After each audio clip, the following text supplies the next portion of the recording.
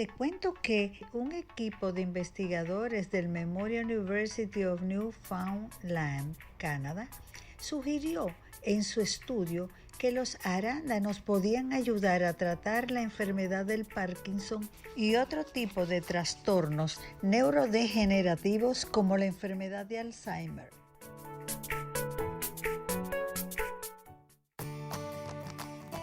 Farmacias Carol presenta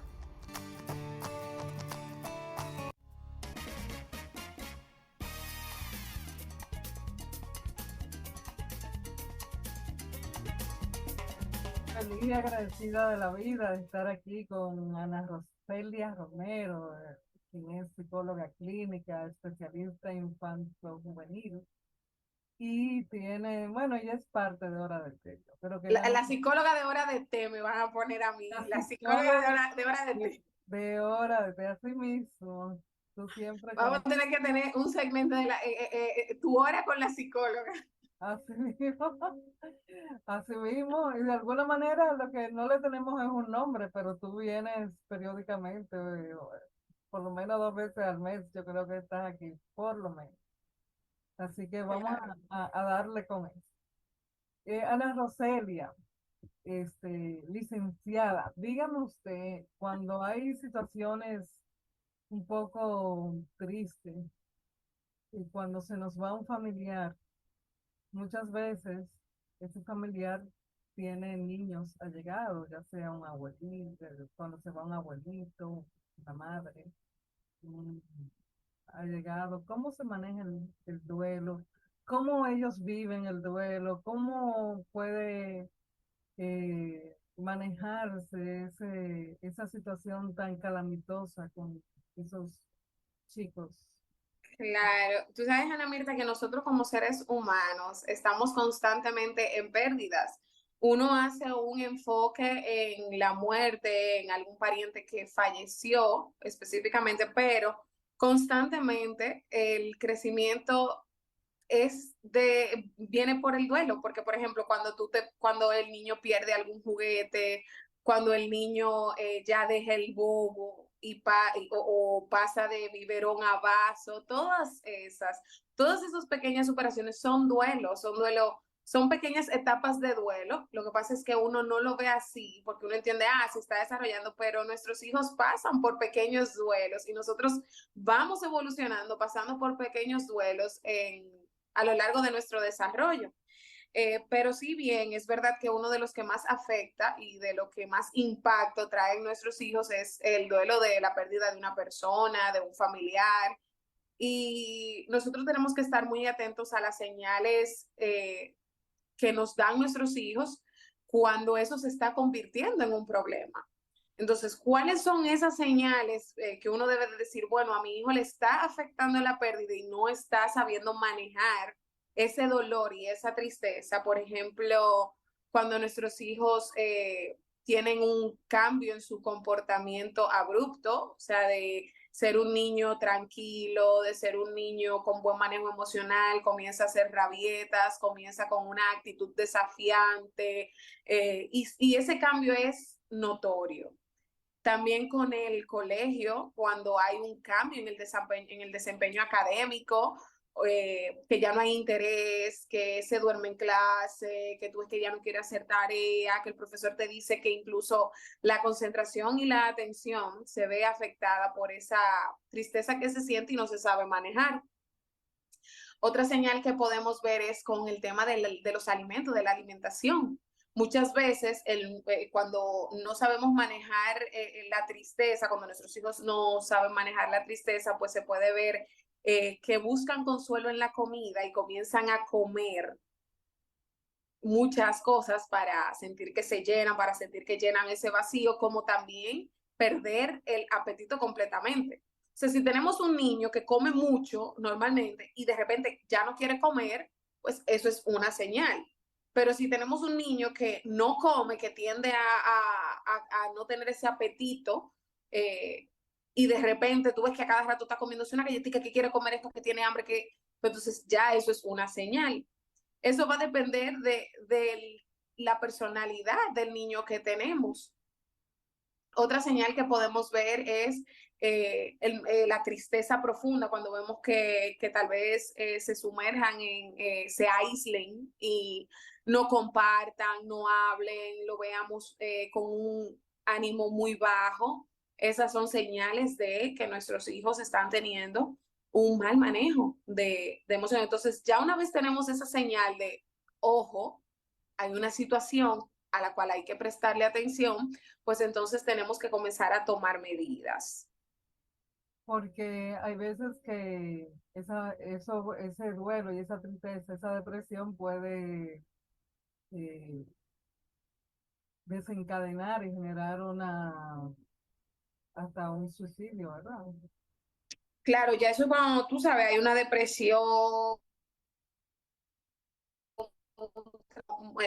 por muy profundo, pero sí, yo le digo a los familiares de mi paciente, el suicidio existe, los pensamientos suicidas existen, la ansiedad existe, la depresión existe, eh, los pensamientos intrusivos que tú no puedes controlar, eso existe. Lo que pasa es que antes uno manejaba toda esa información muy discreto, pero ahora la cantidad de suicidios, la cantidad de niños que se cortan es abismal y ya no se debe de manejar con temor. Yo publiqué el otro día en mi página sobre los mitos, porque estábamos en la prevención con el suicidio, con el tema de la prevención del suicidio, y yo publiqué los mitos de lo que se cree y lo que es real. Y mucha gente dice, bueno, si se habla del suicidio, tú incitas a la gente a que se suicide. No, tú normalizas un tema donde esa persona se va a sentir abierta, donde no se va a sentir juzgada. O sea, hay muchas cosas que se creen, que hay que manejarse con discreción. No, hay que hablarlo porque es una realidad. Y la tristeza, las emociones son reales. Entonces tenemos que manejarnos y manejarlo así. Bueno, si fuéramos a comenzar por el principio, porque, ok, estamos hablando de que una persona, de un niño o adolescente que no sabe manejar el duelo que existe, pero ¿existe alguna forma correcta, entre comillas, o idónea de tú dar una noticia nefasta a un niño? Ah, No no, es hay. que no hay un libro, no hay un libro y depende también todas las circunstancias. Lo que se recomienda es decir la verdad, utilizar un lenguaje claro, un lenguaje llano. Por ejemplo, se utiliza mucho, que mira, tu abuelita se fue al cielo. Eso, ahora mismo hay un tabú con eso porque cuando entonces, mi abuelita se fue al cielo, significa que si nos vamos de viaje y yo cojo un avión, pues yo la voy a ver en el cielo. Entonces en el cielo, ¿por qué yo estoy aquí? ¿Dónde está mi abuela en el cielo? Entonces ustedes me hablaron mentira. Entonces mi abuela no está aquí, yo la estoy buscando en las nubes y no entiende. Entonces, sí, podemos utilizarlo, pero explicando claramente que no es literalmente el cielo. O sea, eso es una forma de los cristianos decir que se fue con Dios, que está que creemos en el tema de la resurrección, que está en la vida después de la muerte, pero ya eso es un tema mucho más profundo que tal vez un niño de 4 años no tenga todavía el pensamiento concreto, el pensamiento abstracto de poder entender a qué se refiere ir al cielo. Nosotros sí, pero un niño no. Entonces, lo recomendable es que ya no está vivo, ya no va a estar con nosotros. Ya, Pasó a otra vida con Dios a la cual nosotros no podemos, no, todavía no estamos llamados a ir. pero ese duelo también se da, esa pérdida cuando hay un divorcio.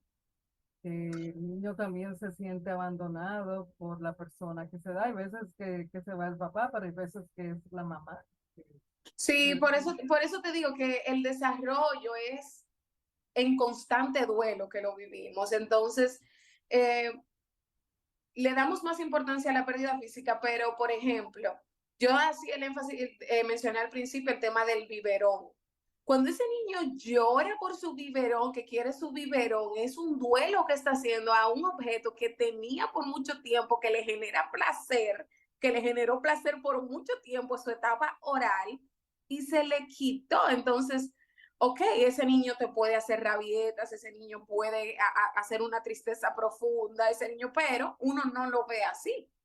Uno dice, bueno, simplemente está haciendo una rabieta porque quiere su biberón, pero no, él está haciendo un duelo por su biberón. Y lo mismo con los padres separados. Hay niños que se sienten desplazados cuando esos padres forman otra familia, se sienten abandonados, se sienten sustituidos cuando tienen otros hijos. Entonces, incluso es uno de los temas más trabajados en terapia, esa parte de padres separados, todo traumas, todas situaciones que eso genera, más en los adolescentes, porque cuando están pequeños, tal vez saben, pero no les afecta tanto. Ya cuando tienen un pensamiento ya más abstracto, pues entonces ahí viene el proceso de, wow, o sea, tú te fuiste, no dejaste, y comienzan a crear esos pensamientos negativos, pensamientos intrusivos, que si no tienen las herramientas para dirigirlos hacia la realidad, pues entonces ahí desarrollan traumas. ¿Y cómo ayudar a esos niños A los niños que tienen un duelo, bueno, pues lo primero es siempre que recomendamos y que yo recomiendo bastante es el tema de la comunicación. Es importante tú brindarle a ese niño un espacio donde pueda expresarse abiertamente y donde sepa que sus dudas van a ser respondidas con verdad y con realidad. Porque, por ejemplo, imagínate ese ejemplo que decíamos al principio del niño, pero tú no estás en el cielo. Ya ese niño no va a querer preguntarle a la mamá. ¿Por qué? Porque la mamá le dijo una mentira. Entonces, lo ideal es no va a que, confiar más en otra persona? claro, claro, entonces, y uno queriendo hacer un bien porque uno no tiene herramientas para decir tal vez algo tan doloroso, pero inconscientemente a veces causamos eso en los niños. Entonces, para mí, la primera recomendación que yo le puedo dar a los padres es crear un espacio de comunicación sincero, abierto, donde el niño puede expresarse, pueda sentir su dolor, pueda expresar su dolor, pueda llorar, pueda preguntar y estar consciente que se le va a responder con la verdad.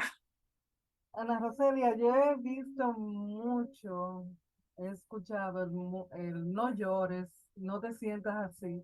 Eh, ¿Tú crees que esas son expresiones que ayudan o es mejor decirle, comprendo cómo te sientes? Claro, mira, cuando van a sesión y me dicen, ay, que yo he llorado mucho, que yo me siento muy mal por todo lo que he llorado, yo le digo, qué bueno, o sea, eso es lo mejor que puede pasar. Llora, ¿por qué? Porque uno saca, se desahoga, uno libera esa carga que uno está guardando. Nosotros siempre pongo el ejemplo de que nosotros somos como un globo. Nosotros vamos llenando nuestro corazón, vamos llenando corazón, y cuando nos vamos aguantando cosas, ¿qué pasa cuando el globo ya no aguanta más Explota. aire?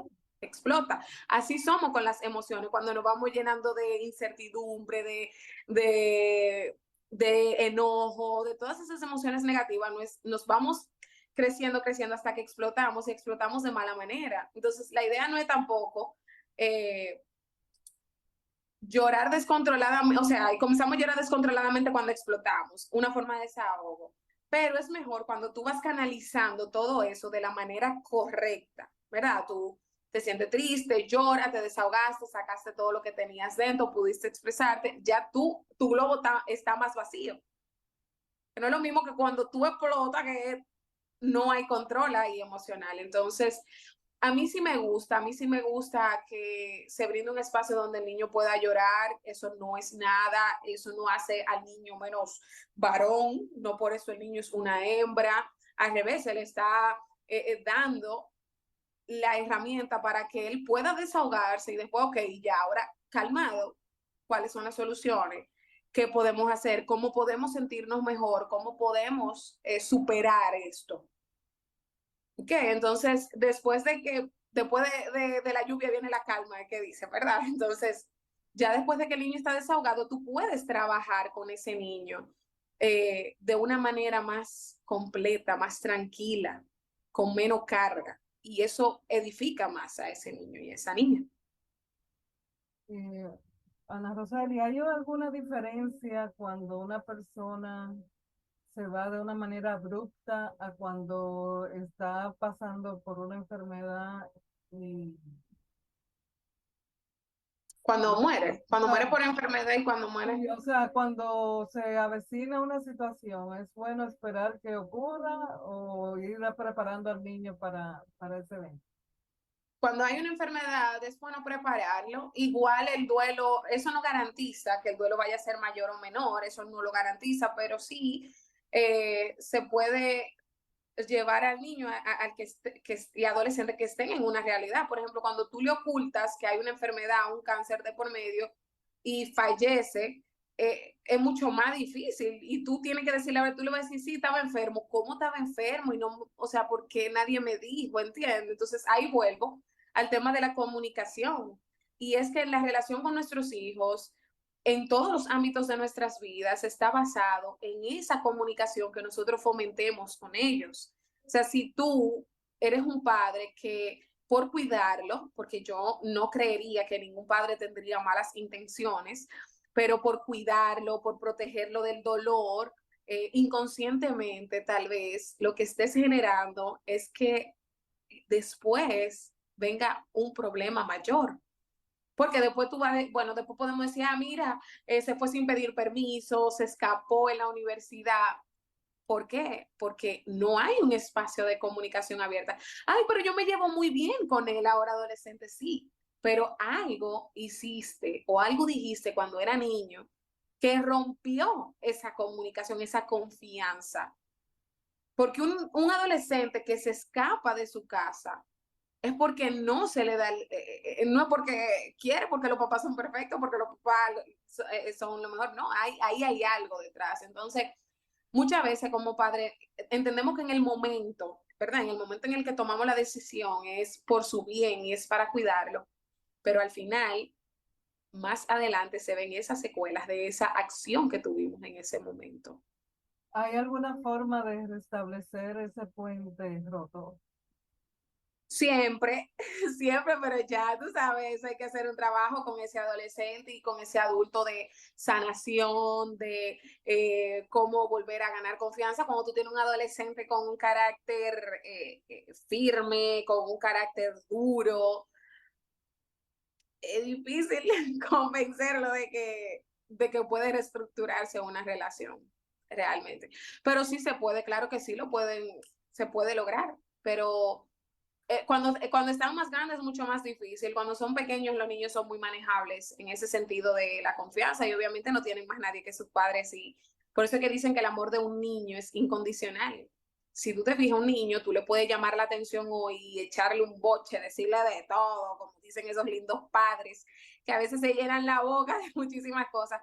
Y al otro día el niño igual va y lo abraza y lo besa. Buenos días, papi, buenos días, mami. Tú ves, es porque no guarda eso, pero ya un adolescente es mucho más difícil.